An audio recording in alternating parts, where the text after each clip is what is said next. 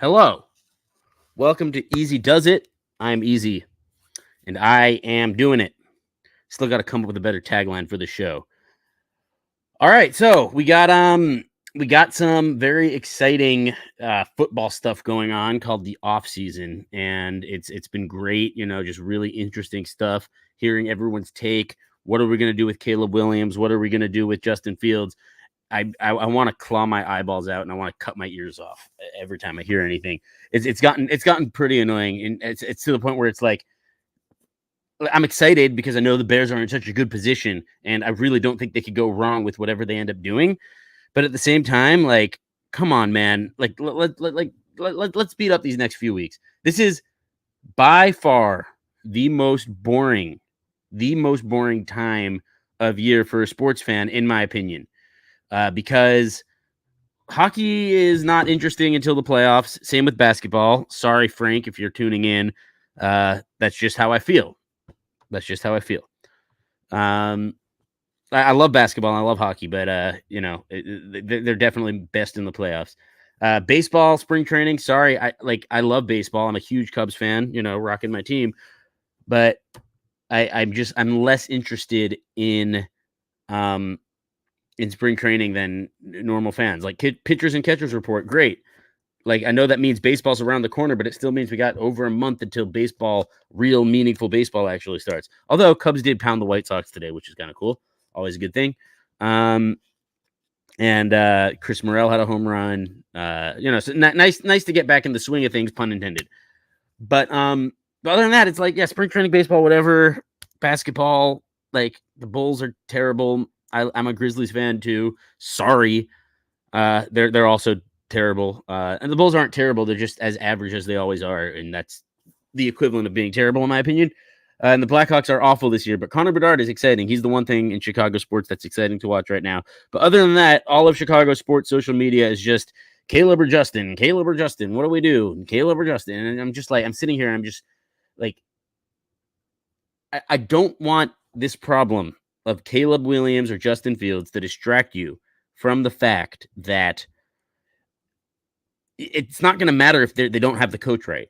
It doesn't matter who the quarterback is if the coaching staff is a mess.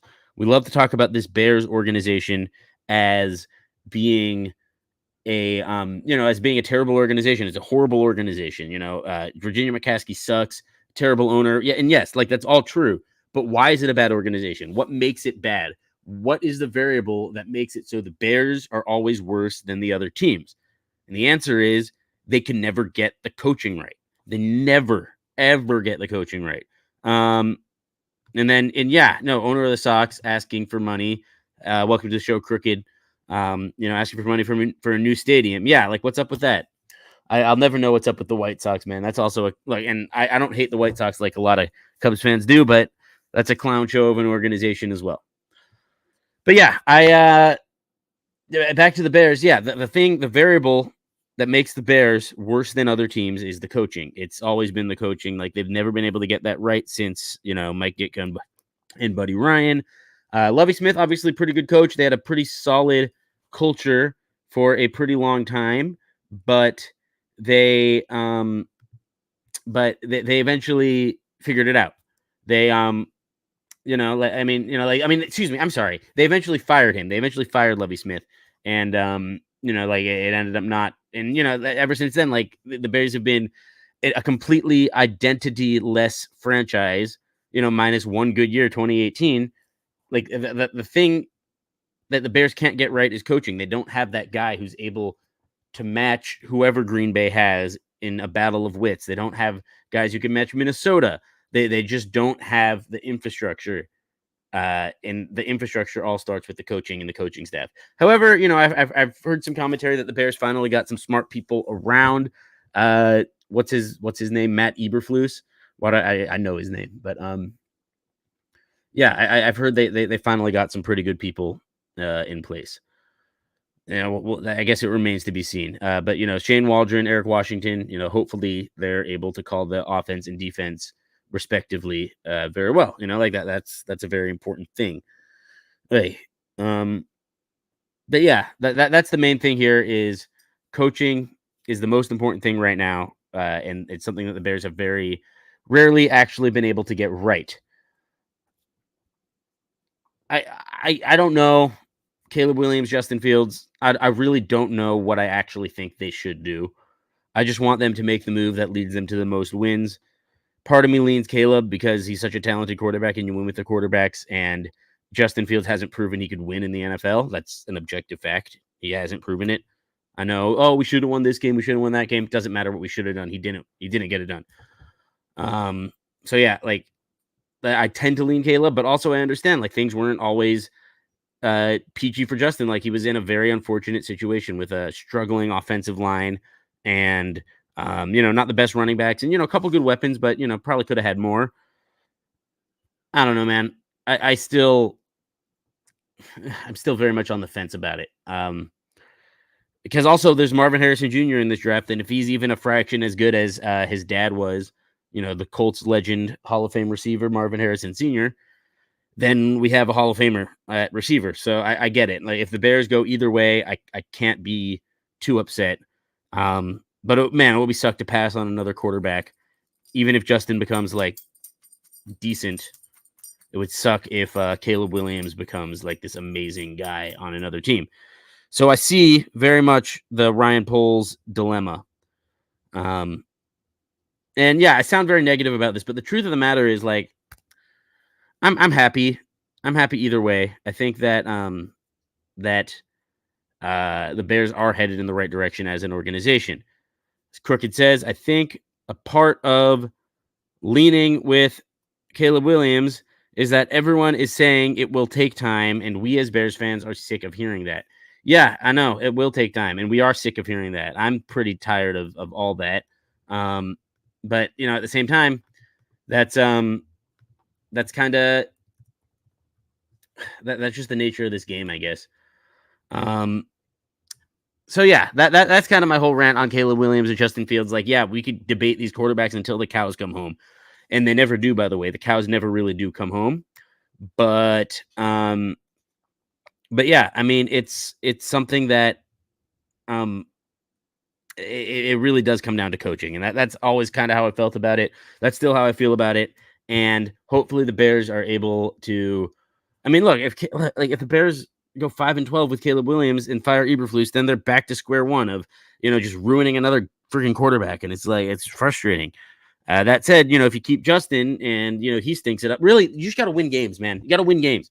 Keep me engaged. Like, I don't want to be in the last game of the season or the last couple weeks of the season thinking, yeah, we're probably not going to make the playoffs. Like, I want to be at least in the playoff hunt throughout December and the beginning of January. Like that's the bare minimum, and pun intended. And also like, that's the last, like it's such a sad expectation for a franchise. Like I at least expect you to be in the playoff hunt, but the truth is I do expect them to be that way this year, regardless of the decision they make, because of the draft capital that they have and because of the improvement from last year to this year. So, we'll see how it goes. Anyway, I have an unexpected guest. Amp has also joined the waiting room, as well as Brian Burns from another podcast who he'll probably mention at some point, because I did want to talk some Cubs too. Also, here's Luna. Welcome to the show, Luna. It's my dog. It's hard to believe that if we put more around Justin, that we will get worse. Yeah, I agree with that. I think, bolster the line, get some more receivers. He's not going to become bad. Like, he's not going to get worse than he is. And that's, that's logical. Like, there's definitely logic in that. So I'm going to definitely talk Cubs. I think Amp is a Sox fan, if I'm not mistaken. But we'll talk some Bears too for a little bit, but we'll eventually transition because Brian is the Cubs expert. So I'm going to welcome you guys onto the show. So I'm just going to go ahead and add you both. Amp, Brian, Amp. Welcome to the show, fellas. Hello, hey, Brian, how you doing? Hey, easy. First of all, I wanted to say you have my deepest condolences, my brother. My prayers and thoughts are with you and your family at this time. Just wanted to let you know that, man. Yeah. For the audience listening, my grandma, my bubby, passed away on Wednesday. My dad's mom. Oh, I didn't know that. I'm sorry. Oh, thank you, Brian. I appreciate it. Yeah, she was a great lady. Great. She was a Cubs fan too. And I'm going to go ahead. I'll go ahead and share the story now. The story of my bubby and being a Cubs fan. So she had very short-term she had a lot of short-term memory problems. Like she couldn't remember. Like whenever I visited her, I'd have to remind her my name, and she was always, once she knew who I was, she was like, "Oh, it's so good to see you, my grandson." She's super sweet, but just wasn't with it. Like as long as I've known her, but she was a Cubs fan, and she knew the Cubs existed. She knew what they meant to the city, because she had like long-term memory abilities. So like she knew a little bit of baseball. And definitely, was a Cubs fan over any other team. So every time after 2016, every time I visited her, I'd get to remind her, I get to tell her multiple times the Cubs won the World Series. And every single time she would say, "Is that right? Is that right? They did it. They finally did it." Wow. And it would just it would blow her mind. And so that was really cool that I always got to be the bearer of good news in that case. And, she was always very happy to hear that news. So, yeah, shout out Bubby Arlene, you're very loved and you will be missed. And yeah, that's what I got to say about that. So that is, you know what, Evie, that is so cool because my grandfather, and two uncles who were diehard Cub fans. And you're right.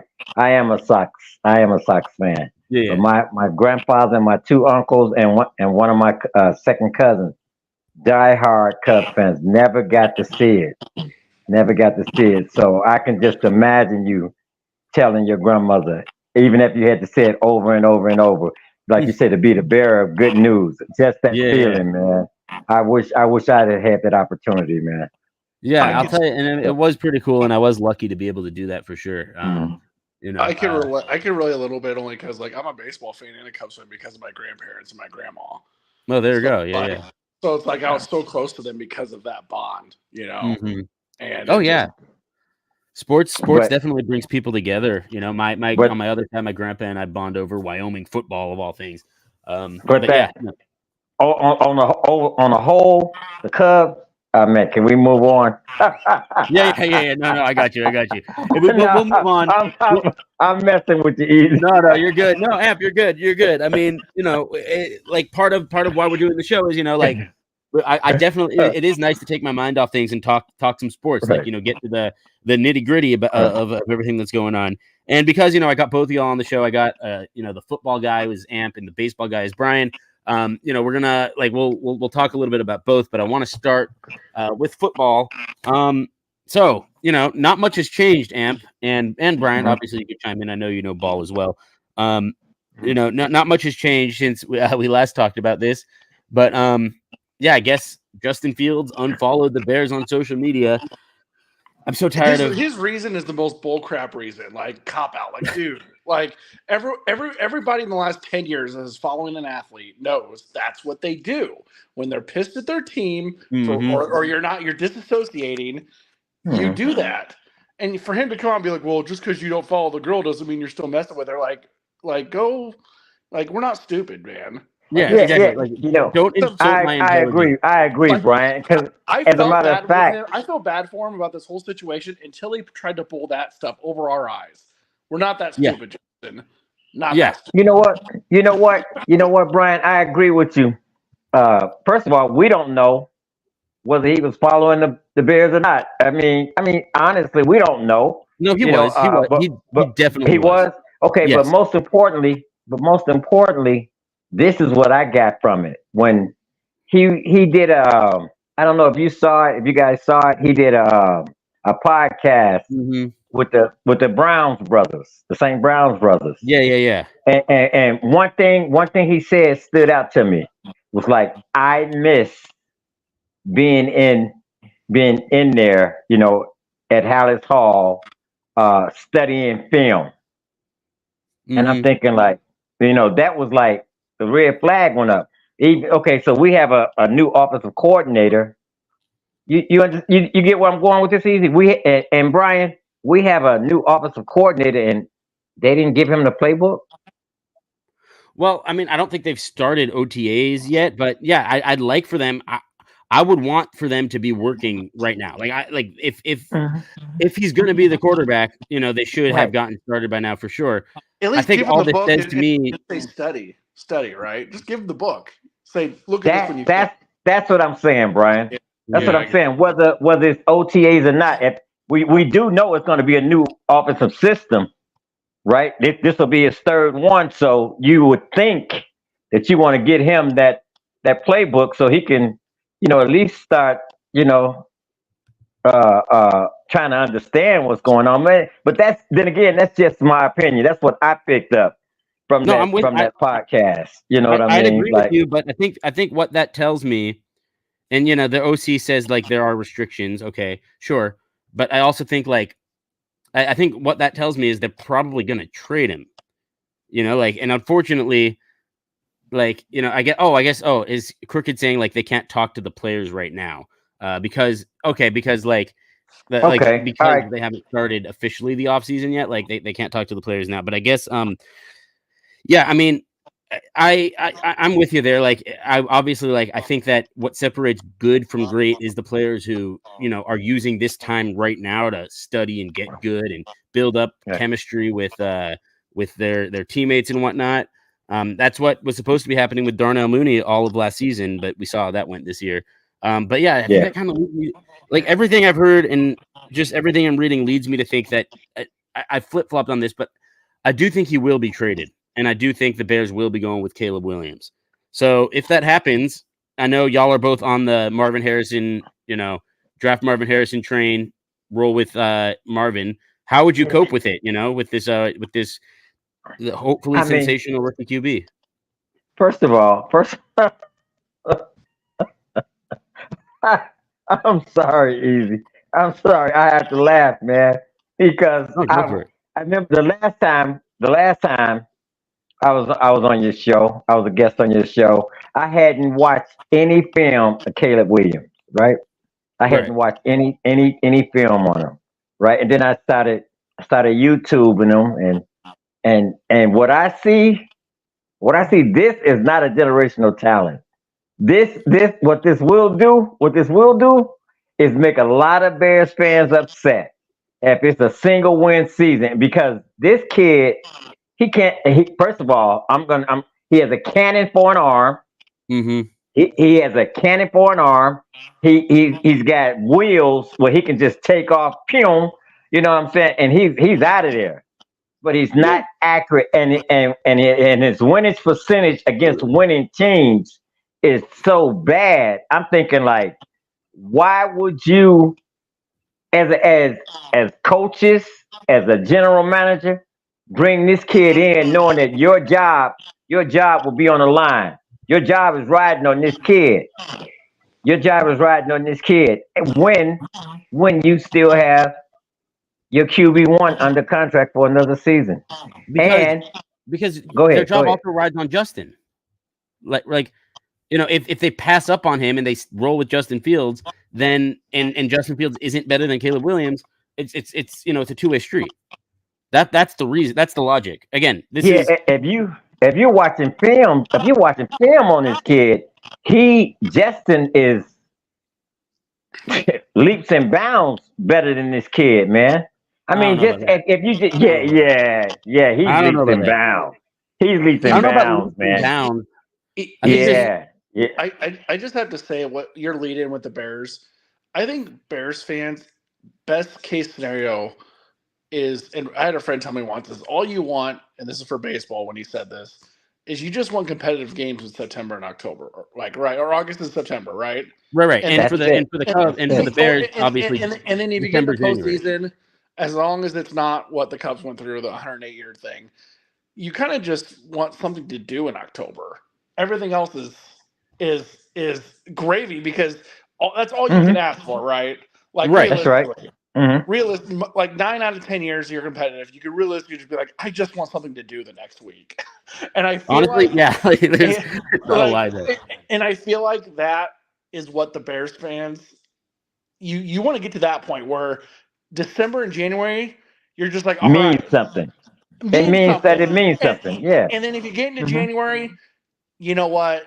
There'll be years where you think you can win it all, and there'll be years you're probably not. But hey, let's just survive. You want to be in there. You want to be in that race, man. You want to be there. Look, I got to be careful what I wish for, but like, I want them to break my heart again. Like if they break my heart and lose an NFC Championship game, at least that means like they gave me something, something to hold on to. Because look, as much as I've loved just like kind of playing spoiler, and I've enjoyed rooting for the Packers to lose in the playoffs, I want to root for my team to win. Like that's still what this is about. You want to get ulcers. You want to get ulcers. Yes. Yeah, I want to lose years off my life watching this team. But you know what? Easy. I'm of the majority. I'm of the majority of Bears fans. That the heartbreak, man. 1985. So you're still partying about 1985. You know what? No, I'm not. No, I'm not. I watched that. I watched it. No. The majority don't talk about 1985. The majority talks about 2006. That's what they talk about. You know what I mean? They don't talk about 85 like they used to. It is shifting a little bit. Yeah. But I'm of the majority of Bears fans that says like, hey, I'm tired of losing. And that's why that brings me right back full circle to Caleb Williams. Like, if you bring this kid in here and we have another single win season, heads are gonna roll, man. Not only are heads gonna roll, but the fan base they're gonna explode, man. Because we're tired of losing. But it's like you said, even if we're competing for the division, if we're in the hunt for the division, let's win a division. If nothing else, let's win the division. Yeah, I'm tired of losing. So how would you? Let me ask you, Easy, and you, Brian. If the Bears finish with a single win season, how would you feel? I don't care whether it was Caleb. Single digit, right? Like single, right? 9 wins. Single digit, like 9 and 7. You know what I'm saying? I don't care whether it was JF1 under center or Caleb Williams. How would you feel with another single digit win season? I mean, I wouldn't be thrilled. That would be 3. That would be 3 in a row. By the way. If they go 9 and 8 and make the playoffs and win either win the division or make the playoffs and win a playoff game, like I could be happy with that. But anything worse than that, no. Like I wouldn't be thrilled. I'd be pretty upset. But also, like, I understand that if you do draft a rookie quarterback, the idea is that it is an investment. And like if they draft Caleb Williams and he balls out and the Bears only win 8 games, I still see like that is still improvement and that is still things trending in the right direction. That said, we got to make the playoffs next year. We got to there's really no excuse at this point for not making it. That's it, Easy. That's it, because that what I'm saying, that those first 2 years, those first 2 losing seasons, two different offensive coordinators, you know what I'm saying? So okay, we'll take that. Now we're going to the third offensive system. You know what I mean? Not taking it. So it's either we're gonna blow it up, we're gonna get rid of general managers, coaches, and like you said, prior to starting this, before you invite us on, then you're gonna blow everything up and keep this rookie and start all over. Aren't you tired as a Bears fan of starting over? I'm certainly tired of it. I mean, it's like every 3 years, every 4 years, we're rebuilding. I'm tired, man. Yeah, I'm Detroit, exhausted. If the Lions can get off the snide, and you know what I'm saying, and really ball out. I mean, that's what gives me hope. That's what gives me hope is the fact the Lions could turn it around. The Bills have turned it around. They can. Like, why can't we do it? Like, come on, it's going to happen eventually. It's just like I'm tired of waiting for it to happen. Yeah. So Amp, Easy's heard me tell this story, but when people talk about when they accepted the Lord Jesus Christ in their heart, I can tell you the time where I accepted that I was just going to become a hardcore Cubs fan, and I couldn't do anybody else seriously in Chicago because I couldn't take that frustration with multiple franchises. The Bears ran the ball in like 3rd and 10 when I was a kid, and I just said I can't do it. So I'm a casual. I follow the NFL as a whole, and I watch and I take in content, but I'm not going to be frustrated like you are. Yeah, you're lucky. Right. You're lucky, Brian. Right. Yeah, you are. You're very lucky. Like that. I get it. I always say football for me is friends with benefits. Okay, yeah, there you go. There you go. You know, I love There you go. Hester. Okay. I like Josh Allen. Brett Favre on the Vikings. I just like storylines. Anyways, no matter what decision they make, I feel bad that it's another 3 or 4 year reset. No matter what they do, if it doesn't work That's out, it, Brian. it's Wait, a 3 is or it a 4 year 3-year reset. reset if they roll with Justin though? Think about it. I think if it doesn't work out either way, no matter where Hey, you Dad. go, My dad says you're funny, Brian.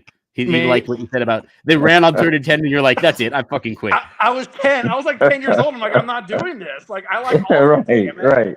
You know, when I look, I do that sometimes. Like I'll do that. Like if the Bears run on 3rd and 10 or do something stupid, I'll be like, I quit. I'm done with this team. I'm not watching for the next 11 minutes, and then I'll just turn them on again. But I'm not like. And it's funny to see it play out because now I've known people in their 40s and 50s. I know probably 6 people that have left the Bears in their 40s and 50s, including someone we mutually know, Brad. Yeah, I don't associate with people who go from the Bears to the Packers. That to me is Wait. Back up. Did I just hear you correct, Easy? Yes. So Brian and I have a mutual internet friend who was a Bears fan and then became a Packers fan. I don't talk. I can't. To me, that's like cheating on a spot. That's the worst thing you could do. That's the worst that is. thing I you don't could respect do. that. Another guy went to the Jaguars. Yeah, okay. Go to the Jaguars. Fine. Go to the Bills. Any team. Yeah. Someone else I know went to the Chiefs, like before Mahomes. any team, yeah. The Packers. Yeah. But some it people get frustrated. Over the years, people got frustrated, like, "Oh, you don't have a team, you can't talk." I'm like, I think I made the smart decision that not ruin my soul with the Cubs and Bears. Like, I couldn't do it. No, I agree. I think you made the smart decision too. But also, like, I love being a Bears fan. I really do love being a Bears fan. I just don't love it every Sunday, and for the 3 hours after the game. I see people on Twitter that are like, "Man, my Sundays are going to be fun one day. I hope I'm alive to see it." You know what? You know what? And that's me. That's me. Like Easy knows. Most people knows how long I've been a Bears fan. It has not been a smooth ride by any fans, and I'm also a Sox fan. So man, that's a double whammy, man. That is right. I think what frustrates me about football, and like I said, I watch it every Sunday like everyone else. It's not like I ignore it or I take in content, I discuss it, whatnot. Look at what we're talking about right now. Caleb has to do this. Justin Fields has to do this. But guess what also has to happen? You also have to have an offensive coordinator that gels well with your quarterback. And if that doesn't happen, then you have a coach who might not be a big game coach, like what they're talking about in Buffalo, that he might not have like that big game in him to win. And it's there's so much that has to go right. That's not even on the field. It's the sidelines. And baseball, it's just not like that. You can win despite your manager. I get that. Hey, but I don't know about that, Brian. When you're Reinsdorf,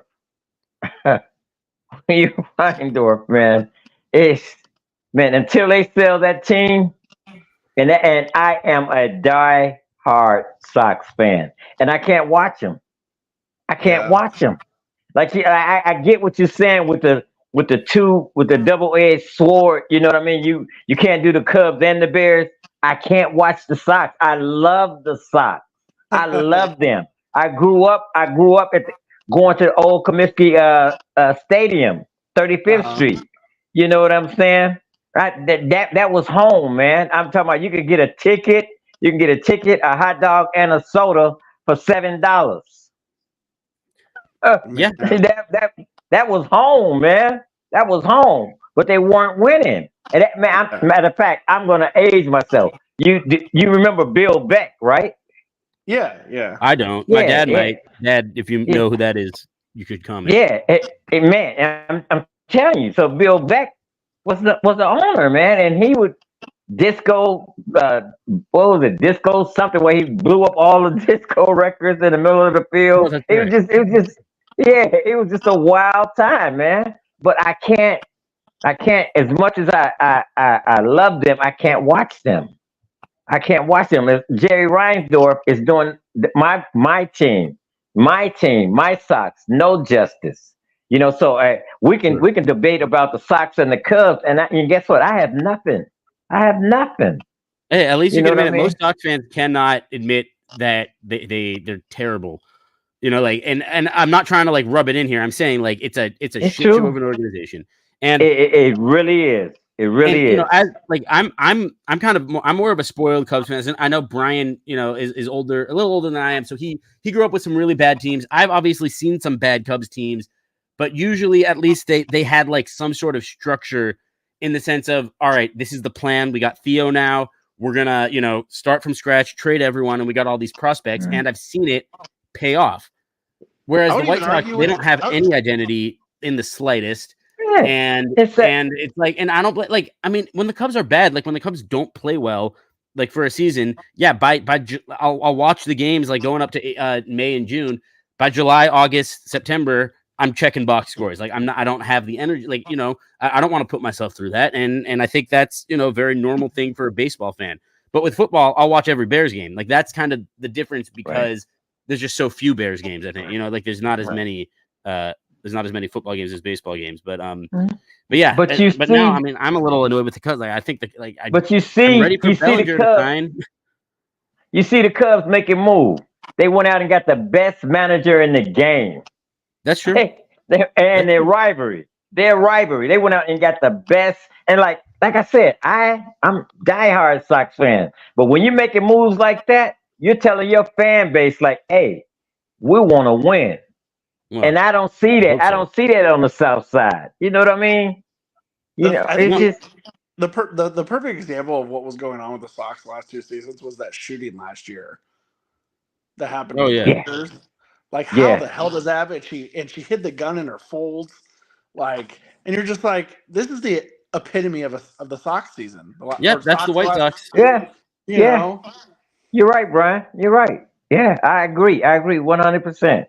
I agree 100%. So the thing with the Cubs, I'll say, compared to the White Sox, at least from what I gather, you can tell me if I'm wrong. Like I was, so I'm 35, so like those early Sammy Sosa teams, they weren't the best. They could hit a lot of home runs, but they didn't win a lot.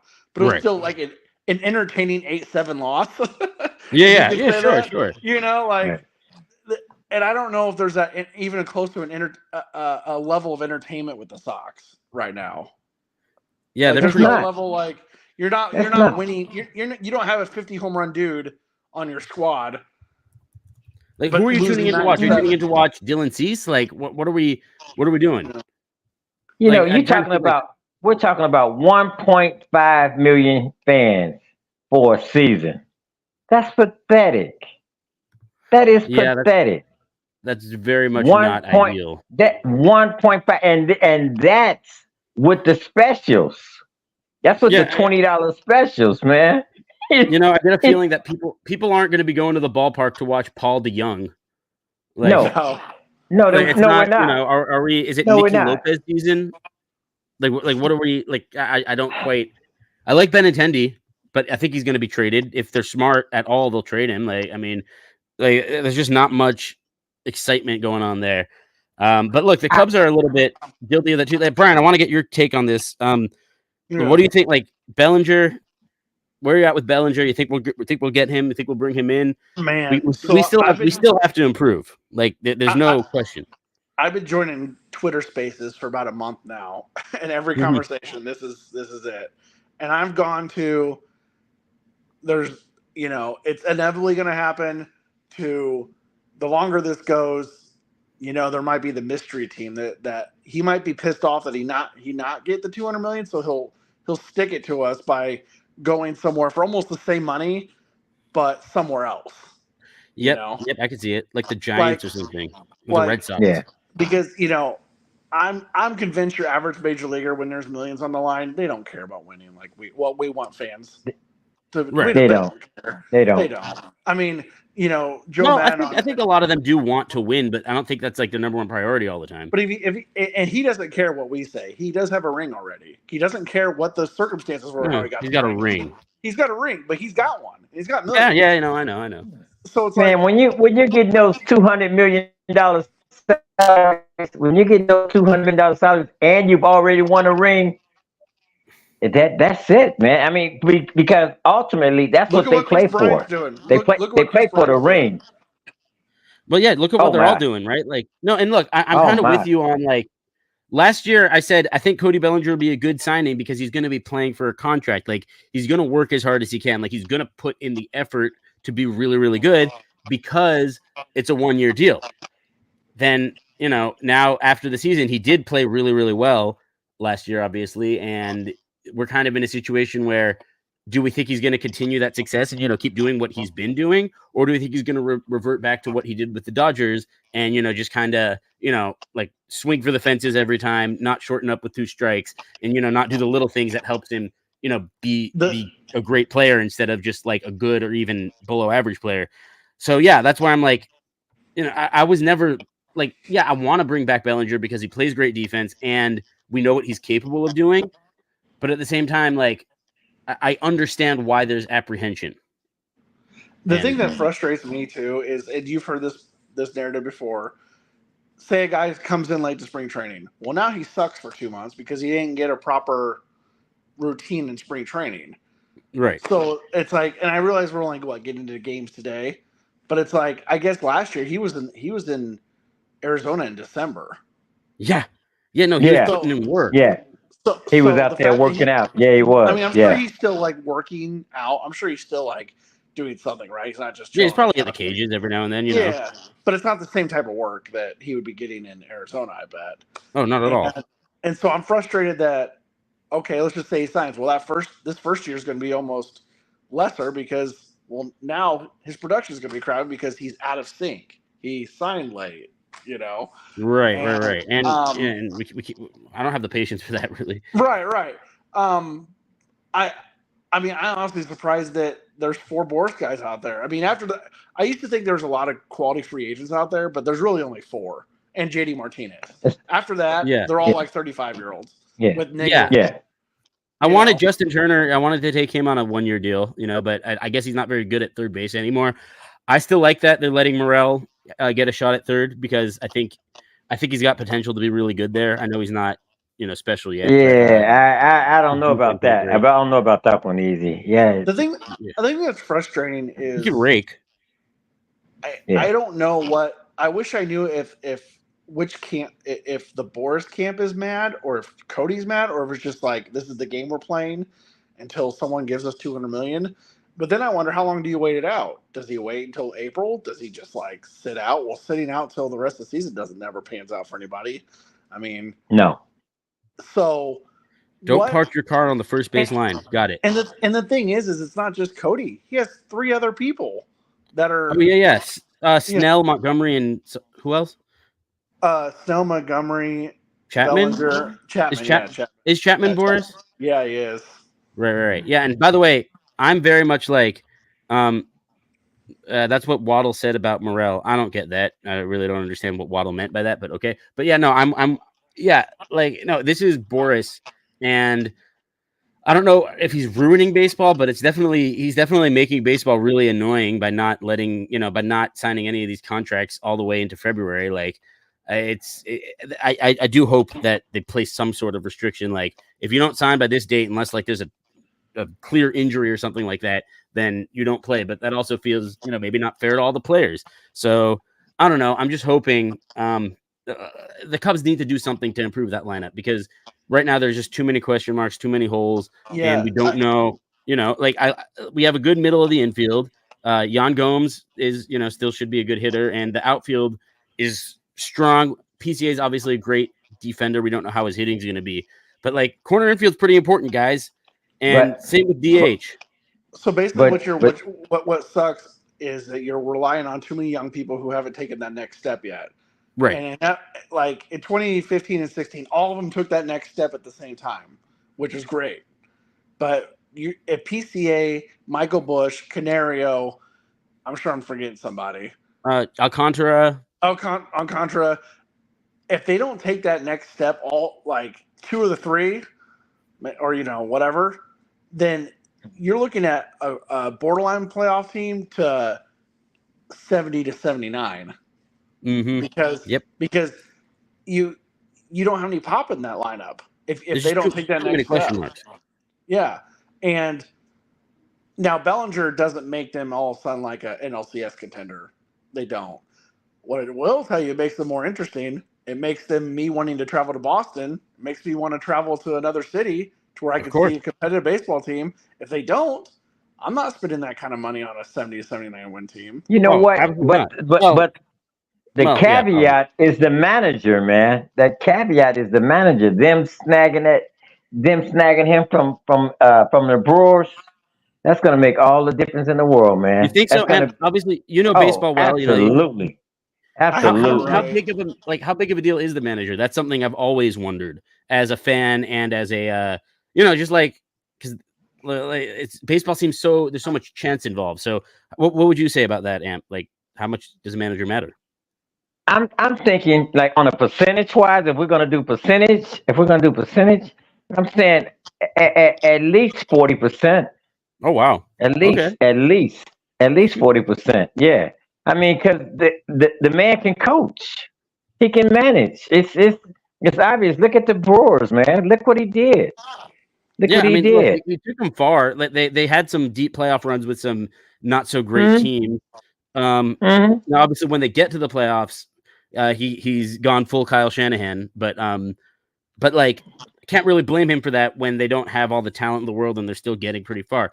So I'm hoping we have a little more talent than the Brewers, and that'll be enough to kind of push us over the edge. By the way, did you see that Michael Busch and Matt Mervis have very similar numbers in Major League Baseball?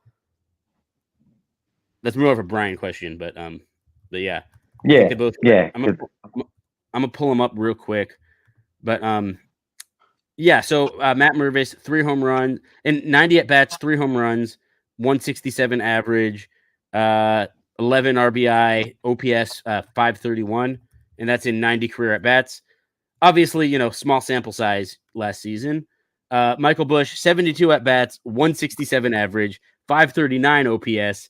2 home runs. So it's like they're kind of the same guy at this point. Hopefully, there's something in Michael Busch that, just elevates him. But it feels like they're debating between, if Busch and Mervis are competing for at-bats, I'm not super confident in either of them based on last year, but also I guess the scouts really like them. I don't know. Have you given up on Matt Mervis yet, Brian? So I was just going to say, I realize this is not hyperbole. It's going to sound like hyperbole. I watched the game today, and the only dude who looked lost for the first game of spring training, Matt Mervis. That's too bad. That's too bad. Obviously, it is. I'm not gonna judge anyone on February baseball. No, I know. But if you go on what was last year and then building up, I think minor leaguers take these games way more seriously than the average dude, right? No, they have to because they're fighting for a spot. So I'm thinking he's taking this game as it's like a competitive, really, a game that the results matter. And, he's the only one that took a strike 3 down the middle from Jesse Chavez, who was getting rocked. Oh, yeah. It just, I realize it's one at bat. I'm not going to say, he's cooked, but, I was just about to say, and this is February, Brian. So, I know.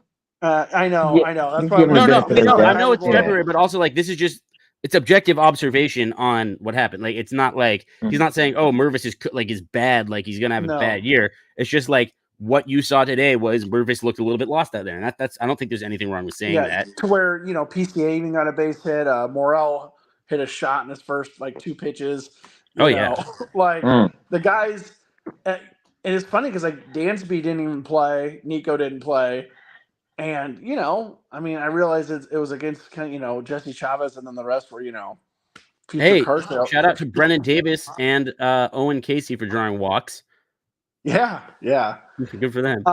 But I was like everybody else last, May? I was wanting Mervis up, see what he could do. Oh, yeah, of course. Better than Hosmer. And, I'm worried that he's just at the end of the day gonna be a 4A player. Yeah, that's kind of the fear right now. Is just he's too good for minor league, too good for AAA, not good enough for MLB. And I guess what concerns some people is when he went back down last year to AAA, he was mashing, and then when he was in Major League Baseball, he wasn't. So it's just like there's something that he's just not picking up on at the Major League level. It's just a tick off, and and that's the problem. That's the problem. Is baseball is so hard.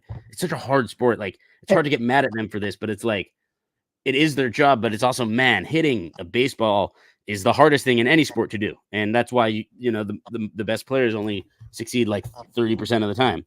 So let me ask you something. If the whole fear of Bellinger is his shoulder, whether it would hold up for 6 or 7 years, this is for both of you. If it was another part of his body, let's go elbow, maybe foot, would you feel differently about giving him a 7-year deal? Yeah, foot.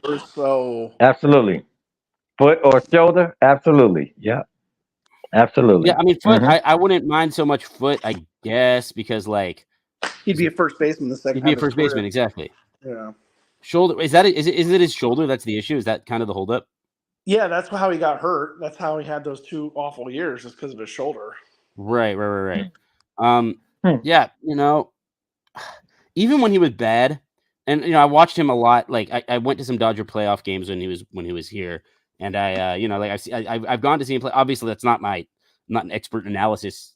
This is not an expert analysis or anything, but I do notice when watching Cody Bellinger is like in big spots, he does have a tendency to come through because he tends to like take those at bats more seriously, and he really like puts in the effort at those times.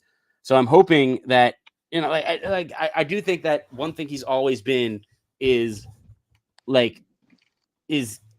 clutch, for lack of a better term. I remember a lot of clutch hits he's had with the Dodgers in the playoffs, and it's just like that's part of why I want to bring him in, is because I know even if he's struggling in the regular season, he'll always bring great defense.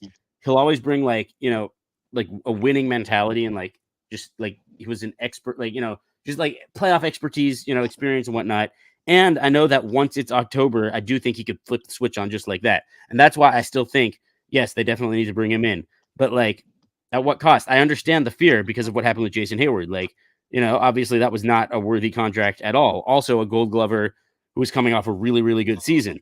So, obviously Hayward had not won a World Series yet, but I started off thinking this is a Ricketts problem. Like, oh my God, just give him the $200 million. Like, we'll figure it out later type thing. Right. But then I'm like, if $200 million was a deal and like he was worth that, he would have been signed by somebody else by now. Oh yeah.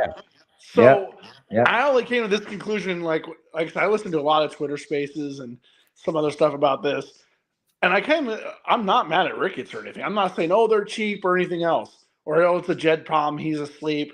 Hibernation Hoyer is a thing on Twitter. Have you ever heard of that? Really? That's funny. Yeah, Hibernation Hoyer. Yeah, it is. Even Heyman talks about it every once in a while. But anyways, nice. So I'm like, this isn't it. This is just a overshot by Boris. I mean, he just overprojected, and he's trying to make the market come to him. And today's baseball team's like, we're not playing that game. You got to come to us. Yeah, and I think. Hey, go ahead, Amp. I wanted to switch up for something. While it's on my mind, I want to ask you a question. All right. About this Hall of Fame, about the Hall of Fame inductees. Okay. Tell me what you think, man. Tell me what you think about that. Baseball or football? Football. I'm sorry. All right. Yeah. I mean, I think Antonio Gates got robbed. I think. But I'm happy with all the Bears that got in. Steve McMichael deserved it. Devin Hester, I'm thrilled. Like I love Devin Hester. He changed the game. He changed the game. Yeah, he changed the game. Changed the game. Absolutely deserved it. Well deserved. And Julius Peppers, even though he's a traitor, I'm glad he got in because he was a Bear. Like he did play for us. So hey, you got your Hester jersey. That's sick. I like it. I like that. My Hong Kong Hester counterfeit jersey that looks. Oh, nice. Oh, DH. I like that. Yeah. Let's talk about the players that got robbed, man. Antonio Gates got robbed, no question. He'll get in, but he got robbed. Man. He just retired, didn't he? Like I felt like he played 25 years. Yeah, I feel like he's been playing. Like if he was still playing for the Chargers, I wouldn't be surprised. Drew Brees. I'm not Drew Brees. The wide receiver from Dallas. Man, I can't think of his name. Drew Pearson? Was it Pearson? It couldn't be Drew Pearson. That was like the 70s. Maybe. I think Drew Pearson's in. I No? mean, but one of them didn't make it, man, and he was literally crying. He was literally crying, and he was like, "What more?" He said, "First of all, I can't do anymore, because I'm not playing the game." I mean, he was literally crying, crying, and had his family There's around him. Antonio Gates is one of them, obviously. Then here I'm gonna keep looking. Jared Allen didn't make it in yet. Fred Taylor did not get in. Rodney Harrison, that's surprising. I didn't know he was on the ballot. Torrey Holt still didn't make it, and neither did Reggie Wayne. Wow. Well, those are two wows. Those are two wows. One of the reasons I chose my football path the way I did is because my first team was the Greatest Show on Turf that I really liked. The Greatest Show on Turf, yes. Torrey Holt was my dude. Like, he was my dude that I just was like, that dude, you throw him the ball, he's catching it no matter what. So that's why I chose the path I did in liking offenses. and he's been retired well over 10 years, right? I don't understand how Isaac Bruce got in, but Torrey Holt has not. That whole first team offense should have just got in. Falk, obviously. Warner, yeah. I'm in the camp of, I love Isaac Bruce. Obviously, like I mentioned on the show, like he was my neighbor growing up. So I got to meet him a few times. Really good guy. So I love Isaac Bruce, and I was so happy when he got in the Hall of Fame. But the only reason he's in over Torrey Holt is longevity, and that doesn't make any sense to me because Torrey Holt was every bit as good. He just didn't play as long, but he still played a long time. He played 11 seasons. So that's a snub. And I think Reggie Wayne also definitely a snub. Oh, definitely Reggie Wayne. Definitely. Yeah. There's no question. He didn't get in on the first try, but I don't. NFL and MLB thing are so different. It's kind of crazy. Like MLB is a little harsh, I think. Sometimes. Yeah, MLB. They're beyond harsh, man. I'm like, who's on the committee for the MLB, man? Because they're like writers. It's writers. That's why. Is that what it is? Where not even. I'm pretty sure could have accidentally made a roster for 10 years somehow as a punter, and we'd be in the Hall of Fame. Oh yeah. Hey, no, honestly. No offense, but I just feel like I see some guys. I'm like, I did not know Darrell Reeves was a Hall of Fame candidate. I just didn't think. I knew he was good for his time period, but so was Jim Edmonds. It is crazy. Well, Reeves was great. Reeves, like that doesn't surprise me that he would be on the ballot. I'm still on the. I will die on the hill of Charles Tillman needs to be a Hall of Famer. Like I will. That should be next. That should be next. I'm gonna advocate for that till the day I die. Yeah, absolutely. Absolutely. For me, it's just weird to see people that I watch play in their prime be in the Hall of Fame. You're like, they're that old already?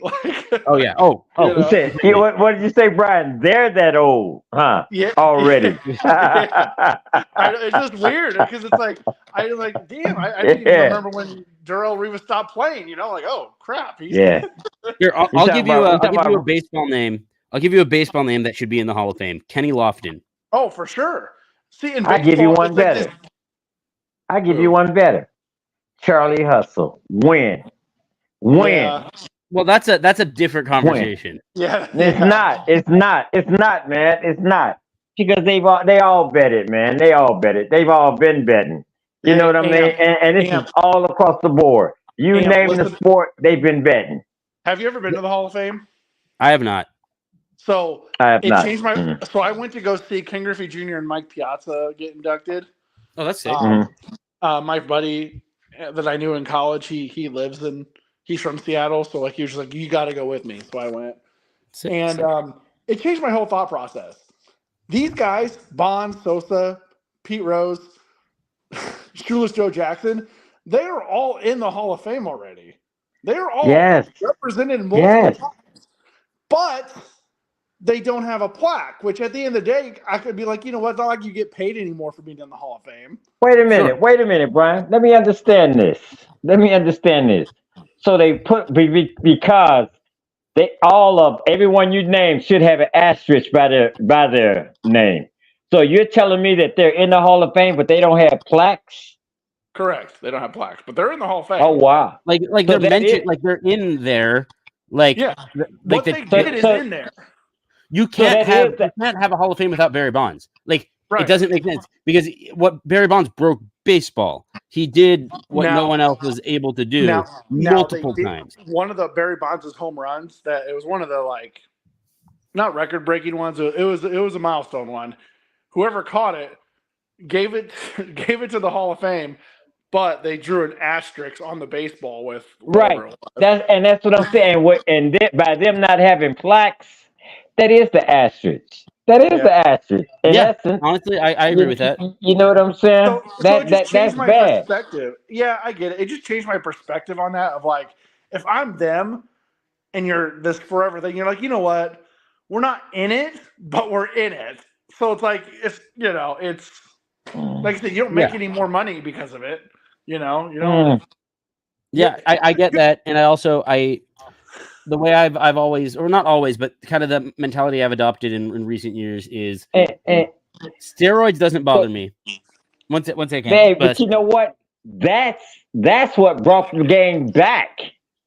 That's what brought it back. Yeah, no, that's what I'm saying. I'm saying steroids doesn't bother me. It never has.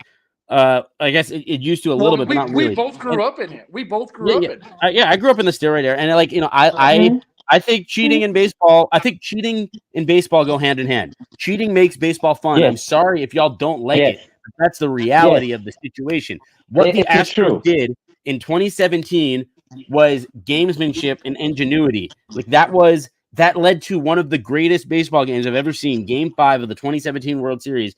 Just a complete offensive explosion. And yeah, maybe they were, stealing signs or whatever, but it was cool. It was fun to watch. And, we got to watch the ball go boom. So I couldn't be too mad about that. That's kind of where I'm at with, Barry Bonds and everyone. My mentality is, I don't mind cheaters. And, it doesn't bother me. And they should absolutely be recognized, they should get the recognition. They should be in the Hall of Fame.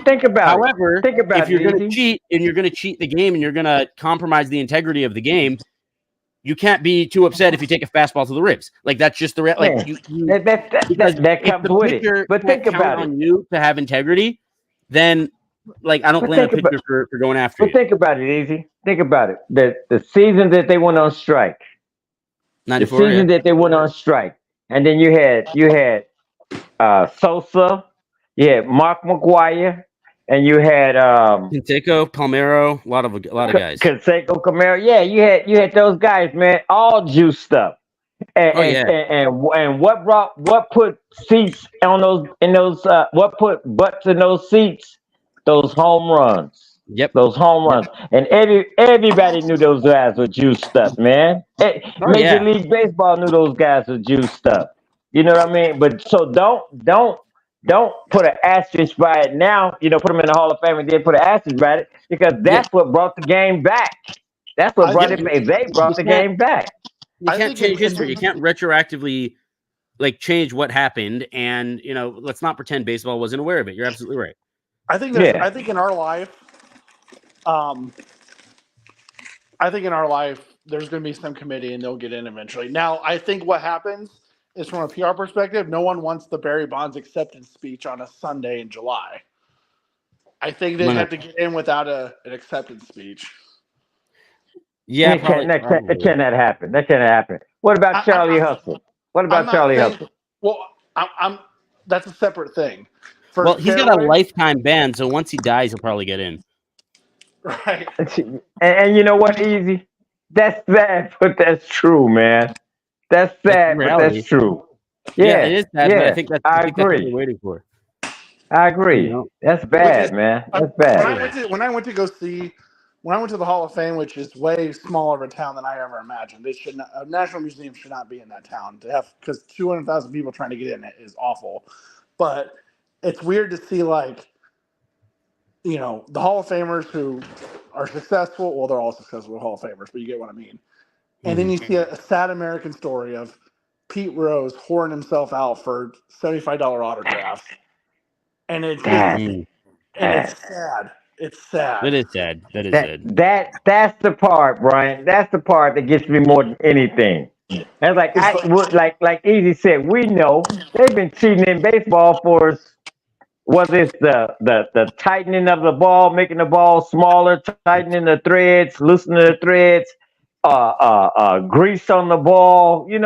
It's been forever.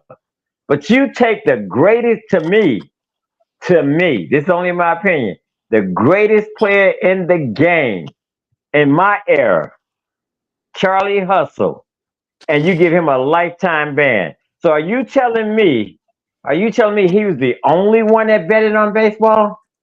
Do you think he was the only one betted on baseball? No way. There's no way. No way. I still think. And then go ahead, Easy. Go ahead. I just said I still think the greatest player in our era, at least my era, is Barry Bonds for sure. Like what I know, Pete Rose set the hit record, obviously, but like what Barry Bonds did is like, I mean, there's only been 4 players to finish seasons with OPS with an OPS of 1250 or higher, and those 4 players are after Babe Ruth, that is, and those 4 players are Barry Bonds, Barry Bonds, Barry Bonds, and Barry Bonds.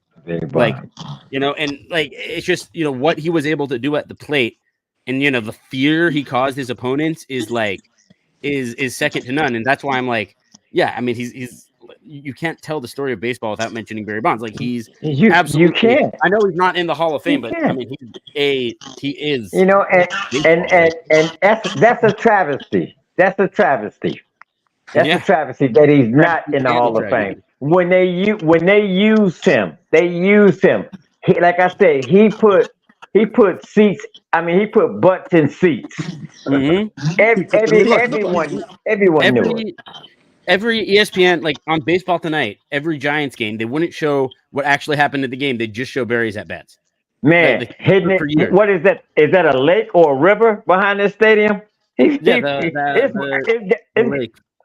Or the bay or whatever. It's got to be more. It's got to be more balls in that lake than in Sportsmark. Sportsmark, because he was dropping them, man. He was dropping them. So he hit bombs. I can't believe he's still not in the Hall of Fame. They used him. That's what they did. Sure just like Sosa. Mm-hmm. Even when he was 42 years old, he walked 132 times that season. His OPS was 1045 at 42. At 42. I do think it's a crime that he was still productive, regardless of the reason. And once his contract was up with the Giants, it just didn't. No one signed him. I would have taken it. You don't think we could have used him? You don't think we could have used him over Matt Merton in 2008? Or man, there's a lot of teams could have used him. But what it was, that was that blackball, man. That was that blackball. They completely blackballed him. There's that was no it. question about that. Who was our left? Was it Matt Merton in 2008? I don't think it was. It had to be. I think it was mostly like DeRosa in left field. Oh, Soriano. Yeah, Soriano was up. Yeah. So we're kind of all over the place with this. How about blackballing Boris Klads? Do you think that's a possibility? I don't think it's a blackball as much as it's a standstill. It's a standoff. It's a standstill. That's not a blackball. That's not going to be a blackball. That's going to be a standstill. Well, like they can collectively say we're not signing any of these dudes unless he comes down. Yeah, I don't think the owners are necessarily colluding. I think Boris is the one who's saying, I'm not going to let my players sign. Oh. Don't get it wrong, Easy. These managers and these owners are colluding. Don't ever think that. What do you think, Brian? It's definitely both ways, though. It is both ways. I'm sure that's illegal for sure, but I'm like, of course. I don't know. It'd be something if that were the case. No, they don't really care about legality, but it wouldn't surprise me. But I also think, I think it definitely goes both ways. Like I think Boris does. Like, that's why I'm saying it's a standstill or a standoff. Like Boris isn't gonna budge, until he gets the contracts that he wants for his players, and the managers or the GMs and the owners aren't gonna budge until he comes down. So what does that mean? Unstoppable force, immovable object. Like something's gonna give. Something's eventually got to give. I'm just hoping that whatever it is, I hope that the thing that gives is Bellinger eventually just decides, fuck it, I'm gonna sign with the Cubs. for a 3-year deal worth $90 million or something, very palatable, which won't happen, but that's a pipe dream. But yeah, once we get there, I'll feel a lot better about this. That's wishful thinking. That's wishful thinking, Easy. I like that in you. Hey, Easy, I gotta get out of here. Yeah, I'm gonna wrap up the show. I'll wrap up the show. It's been an hour, so I'll do a quick little wrap up. But just want to say thanks, guys, for coming on. A lot of fun to have you guys chop it up. Anytime, my man. Anytime. Yeah, of course. It's been great. Thank you, everyone, for tuning in, and especially those who commented. Crooked Commish, always a pleasure having you in the comment section, saying your piece. And of course, my dad. Thank you for joining the show, Father, and all the lurkers as well. Much appreciated. I'm not Buddhist. Thanks, Pop. It was nice meeting you, Brian. Always easy. Always easy. You know what I'm saying? You want to guess? You know what I'm saying? I saw that. I was in my room. I was laying down listening to music, and my phone gave me a notification, and I saw that it was you. I'm like, I gotta get up, and I appreciate it, man. Yeah, no, it's always fun to have you on. We could, I know, like you and I, we could go for hours. Like we could talk about this for hours. Easy, anytime. But I appreciate the fact that you let me come on, man. No, of course. Again, and hey, once I come to Chicago, we'll have a conversation over a cigar or something. It'll be good. Oh yeah, absolutely. All right. Hey, again, I got your family in my prayers, Brian. It was a pleasure meeting you, and we'll get a chance. We'll get a chance to chop it up again. Hopefully, I'll be telling you about my Sox and World Series. Using those in the same sentence. Yeah, that'll be, maybe get past the Royals first. I'll be playing for AARP card when that happens. I'll be playing for AARP card. See if you can beat the Guardians before that. So I just take all that, huh? I just get all that, huh? Oh man. What the hell is even that? Oh man. All right. All right. Well, anyway, thank you all for tuning in. It's been a lot of fun, and thanks, guys, for joining. And as always, this has been a Chicago Clubhouse Network production. This has been a Chicago